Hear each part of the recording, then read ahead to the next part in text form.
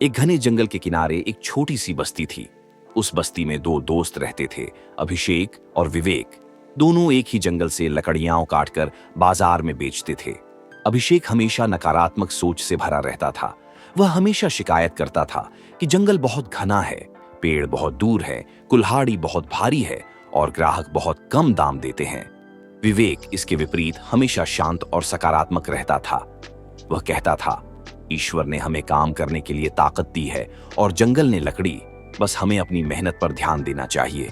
एक दिन दोनों को एक ही तरह के पेड़ों के पास काम मिला। अभिषेक तुरंत निराश हो गया। देखो, ये पेड़ कितने मोटे हैं, इन्हें काटने में तो हफ्ता लग जाएगा और मेरी पीठ टूट जाएगी। मुझे तो पहले ही पता था कि यह दिन अच्छा नहीं जाएगा। इस सोच के साथ उसने बड़ी मुश्किल से 2-4 वार किए और थक कर बैठ गया।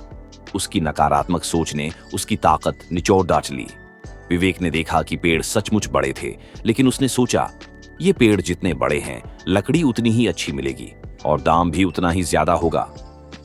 विवेक ने अपनी कुल्हाड़ी तेज की और एक बार में एक वार पर ध्यान केंद्रित किया और खुद को याद दिलाता कि हर वार उसे उसके लक्ष्य के करीब ला रहा है। 3 दिन बाद अभिषेक अपनी झोपड़ी में उदास बैठा था। उसने मुश्किल से एक पेड़ काटा था। वह लगातार सोच रहा था, मैं कितना कमजोर हूं, यह काम मेरे लिए नहीं है, मुझे कोई और आसान काम ढूंढना चाहिए। उसी शाम विवेक एक बड़े गट्ठर के साथ घर लौटा। उसके चेहरे पर पसीने की चमक थी और एक गहरी संतुष्टि थी। उसने उन 3 दिनों में अभिषेक से 3 गुना ज्यादा काम किया था।